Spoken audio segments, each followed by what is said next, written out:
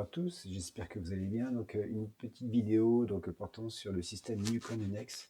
Donc c'est la 4e version de cette vidéo, puisque les 3 versions précédentes avaient des erreurs qui m'ont été relevées par Michael, qui est un ancien élève et que je remercie pour sa vigilance. Bon, voilà, donc initialement, le système Newcon, c'est un chiller CO2 transcritif. Donc ici, ils ont adjoint une production négative, d'où l'histoire du 2+2. On a 2 compresseurs BP et 2 compresseurs HP. Sur chaque étage, il y a donc un variateur de vitesse. Donc, en termes de puissance, ça donne quoi? Donc ici, on a dit, le Yukon, c'est un chiller. Donc ici, j'ai 60 kW donc, de froid, de glycolé départ -8 pour le positif. Et pour le négatif, il y a 14 kW, donc à -33 en détente directe. Et ici, j'ai précisé à 50 Hz parce que je viens de dire qu'il y a des variateurs. Donc les données de puissance sont pour les 2 compresseurs tournant à 50 Hz. Et puis il y a aussi donc, sur ce système un système de récupération de chaleur, donc 47 kW, donc, pour un régime d'eau 35-45. Donc si on fait un focus ici sur le détail du chiller qui est devant nous, on voit donc ici une bouteille horizontale qui n'est pas une bouteille flash gaz, mais qui est ici une bouteille moyenne pression.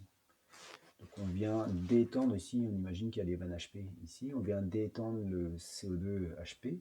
Donc on fabrique un mélange liquide-vapeur. Le liquide va être en partie basse dans la bouteille, qui va permettre donc d'alimenter les échangeurs en fluide, en recirculation naturelle, et alimenter, on est sur du liquide à -11, et donc alimenter également donc, les postes négatifs par différentes pressions, entre la pression correspondante à -11 et la pression correspondante à -33, dans les évaporateurs du négatif.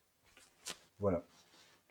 J'insiste pas plus là-dessus. Donc je passe au détail. Donc ici, premier détail, eh bien, c'est la bouteille moyenne pression, qui est ici.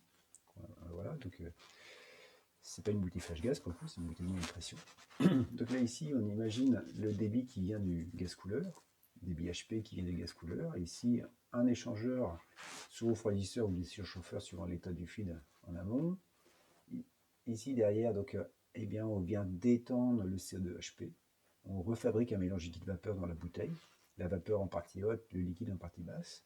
Le liquide obtenu sert à alimenter le fluide en recirculation naturelle, l'échangeur à plaque ici, qui permet de produire l'eau glycolée -8. Et puis ici, donc, permet également d'alimenter les postes négatifs via un échangeur sur refroidisseur. Les vapeurs, le surrefroidissement étant obtenu par les vapeurs du négatif qui passent à contre-courant dans l'échangeur à plaque et qui sont réaspirés ici sur les compresseurs BP. Compresseur BP aspire. Ici, on voit le détail du refoulement des compresseurs BP. Et là, on va ici refouler dans la bouteille séparatrice. Donc la bouteille séparatrice reçoit donc, les vapeurs produites lors de la production ici frigorifique du positif, les vapeurs produites lors de la production du négatif ici, puis les vapeurs produites lors de la détente donc, du CO2 HP. Donc, toutes ces vapeurs, pour manière à -11, ces vapeurs sont aspirées par qui? Par le compresseur HP qui aspire ici, hop, qui passe ici dans un échangeur pour créer eh bien, un refroidissement du fluide HP, et hop, s'en va vers le compresseur donc HP. Autre détail qu'il y a qui est ici, on retrouve ici notre bouteillon d'huile.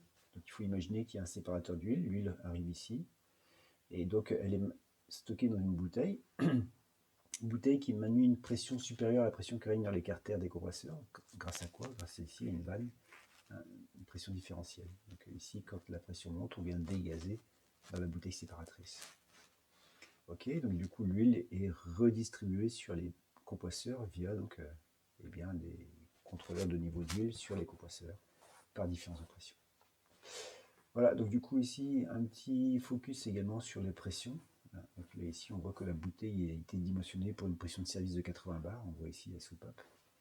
L'huile, on est sur une pression de service de 60 bars, et toute la partie moyenne pression, tout le collecteur moyenne pression est lui dimensionné pour du 52 bars.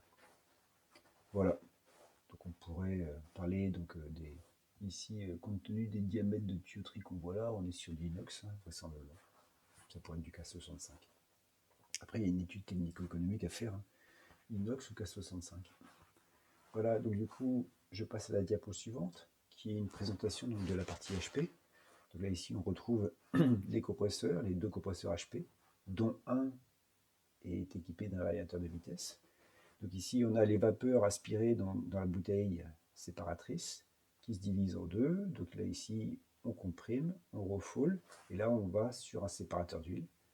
L'huile s'en va dans le bouteillon dont on vient de parler, et les vapeurs, hop, passent ici sur le système de récupération de chaleur, puis ici, dans le gaz couleur, et s'en vont vers l'échangeur, donc des surchauffeurs ou sous-refroidisseurs suivant l'état du fluide à la sortie. Voilà, j'ai pas grand chose d'autre à vous dire là-dessus, si ce n'est donc toujours pareil, hein, pression de service. À la HP, on est à 120 bars et à la MP, on l'a dit 52 bars. Alors on pourrait se demander pourquoi 52 bars. Et bien, donc je suis allé chercher donc, les limites de fonctionnement donc, des compresseurs qui sont installés. Et bien, on voit que en transcritique, les compresseurs que j'ai là donc, fonctionnent au maximum à une pression donc, BP de 20 degrés, correspond à 20 degrés. Alors 20 degrés, c'est ici quelque chose qui tourne autour de 56 bars. Donc ils ont mis pression de service 52 bars, ça le fait. Voilà pour ce détail. Et pour finir, donc détail donc, la partie compression BP. Donc là ici, on a nos vapeurs qui reviennent de nos évapos, qui se divisent en deux puisqu'il y a 2 compresseurs, dont un varié. Les vapeurs produites sont comprimées, refoulées, et refoulées vers quoi? Vers la bouteille séparatrice. Et puis ici, nouveau détail, on voit la réintégration de l'huile par différentes opérations sur les carters lorsqu'il y a besoin. Même chose, ici, pression de service, moyenne pression, donc 52 bars, on l'a vu, et à la BP, on est à 36 bars. Et pour finir, donc dernière diapo où je fais donc, je vous présente donc, le schéma fluidique simplifié avec les points du cycle dessus. Et puis on voit les différents débits également qui circulent. Et puis ici, l'allure du cycle correspondant. Donc on prend ici le fluide HP à la sortie donc, de cet échangeur. Donc on est au point 6. On vient le détendre donc, via la vanne HP de 6 à 7. Derrière, il y a séparation de phase, la vapeur en partie haute dans la bouteille et le liquide en partie basse dans la bouteille, 8, 9.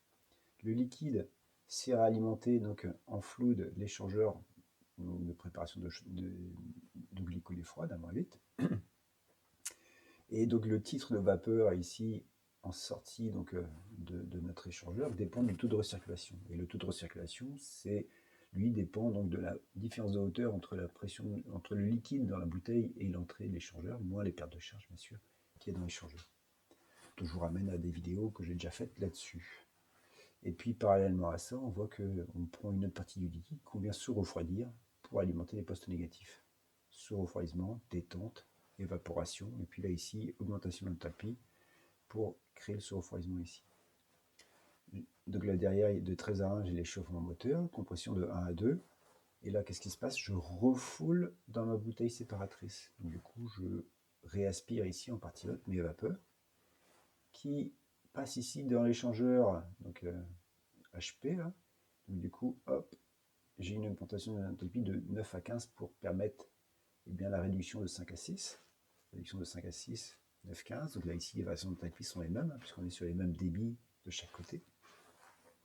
Puis derrière, donc échauffement moteur de 15 à 3, puis compression de 3 à 4, puis ici récupération de chaleur de 4 à 16, puis des surchauffes, voire condensation de 16 à 5 dans l'échangeur, dans le gaz couleur, puis derrière ici sous-refroidissement supplémentaire ou des surchauffes supplémentaires suivant l'état du film de 5 à 6.